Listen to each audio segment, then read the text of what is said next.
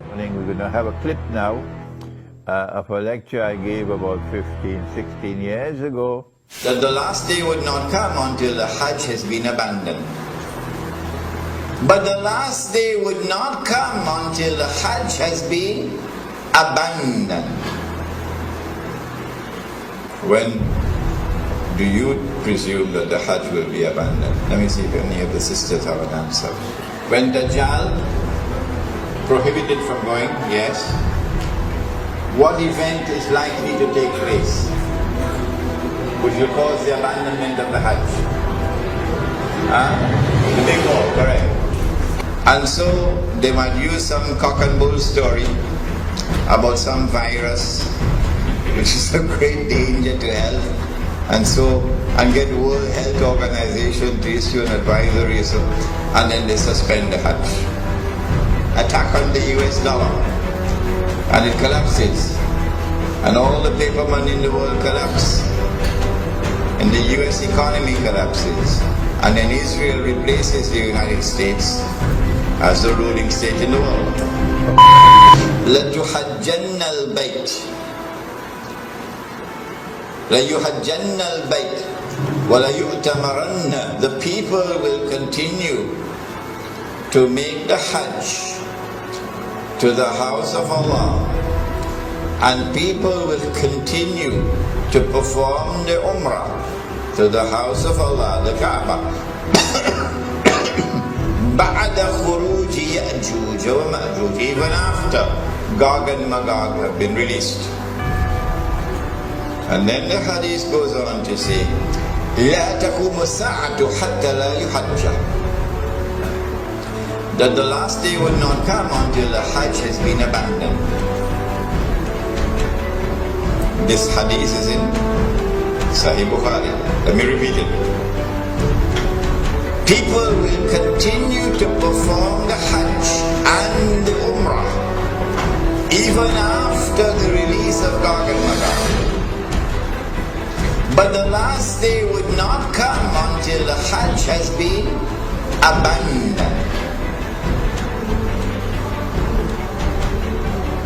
And so when that day comes that the Hajj is abandoned, it will confirm that Gog and Magog were released long ago. Are you following me?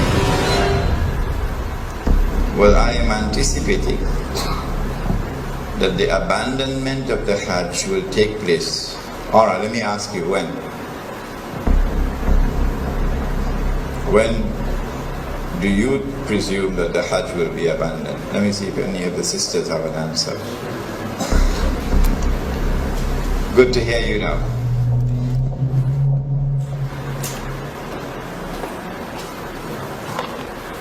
Said the Prophet ﷺ, what do you think will cause the abandonment of the Hajj?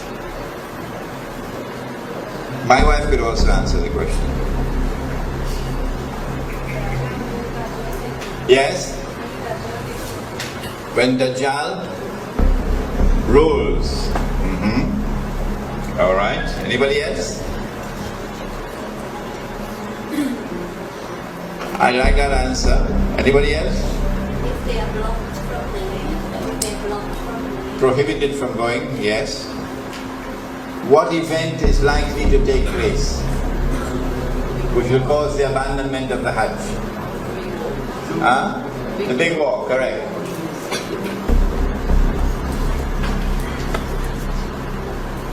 When Israel wages her big war, which will witness the dramatic territorial expansion of the state, and then a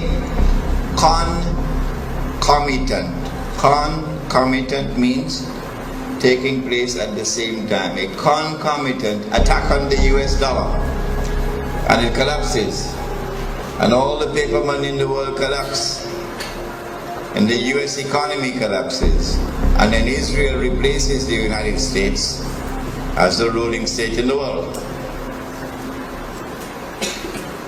That big war is likely to inflame the passions of the Muslims around the world to such a fever pitch that the Saudi government cannot allow the Hajj to take place, because such a Hajj would likely threaten the foundations of the Saudi state. And so they might use some cock and bull story about some virus which is a great danger to health, and get World Health Organization to issue an advisory, and then they suspend the Hajj. And then the next year they continue the suspension until eventually the Hajj is abandoned. And so this Bismillahir Rahmanir Rahim. Bismillahi awwaluhu wa akhiruh. I gave this lecture, I think it was about 2004 perhaps, at the Jama Masjid in San Fernando. It was a series of lectures on Surah Al-Kahf. And in that series of lectures, there is this clip on Gog and Magog and the Hajj. And I said in that clip that there might be some virus which would come, and it will be used as the excuse to try to first suspend the Hajj, not abandon. And after suspension, another year, another suspension, and then a following suspension. Only when there has been no Hajj for several years, then we are entitled to now declare the Hajj has been abandoned. But now let me share with you the analysis, pick up from where I was talking 15. And notice I was a younger man in those days. I've become older now. Let me pick up from where I left off 15 years or 16 years ago, namely the timeline. This is my opinion. And you must not accept my opinion unless you are convinced that it is correct. This is my respect for your rational faculty. I said 15 years ago that there is a great war which is coming. The Christian eschatology, the Jewish eschatology calls it Armageddon. And our Prophet, Allah's blessings be upon him, called it the Malham. And we have information about that war that they don't have. We know, for example, that 99% of those who fight in that war would be killed, and therefore this cannot be conventional warfare. This has to be warfare using weapons of mass destruction. Now then,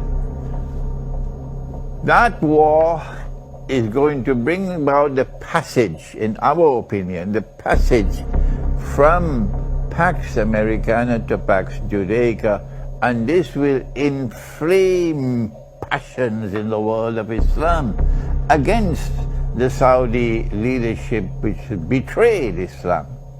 Betrayed. They are agents of Gog and Magog, they are agents of the Judeo-Christian Zionist Alliance. Those are the people who rule in Saudi Arabia.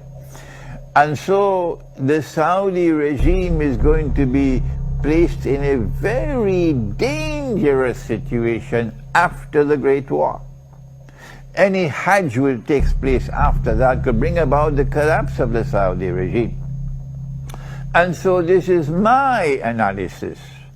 That is, that they will have to take steps to suspend the Hajj and eventually get it abandoned before that Great War. The Great War has not as yet taken place. And so here is my timeline. My timeline is that yes, our Prophet spoke about Jerusalem being center stage, and then he said about Medina being in forlorn desolation. This is already in place. And then he said the next thing would be the Great War.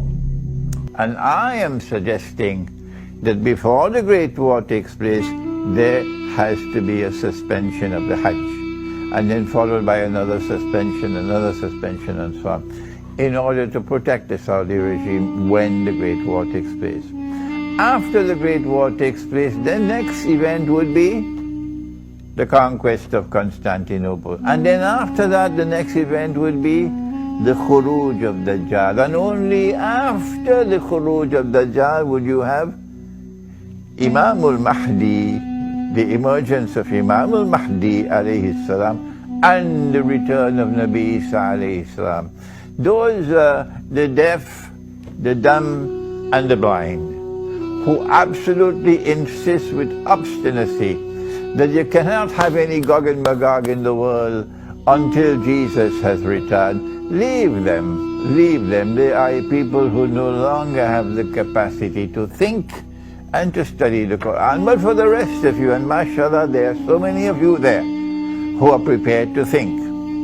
We are saying to you that our hadith, the Prophet ﷺ has made this prophecy, which is there in the clip, and which is in Sahih Bukhari, لَتُحَجَّنَّ الْبَيْتِ, that you will most certainly perform the Hajj. وَلَا يُؤْتَمَرَنَّ, and you will most certainly continue to perform the Umrah to the house of Allah. بَعْدَ خُرُوجِ يَأْجُوجِ وَمَأْجُوجِ, even after Gog and Magog have been released.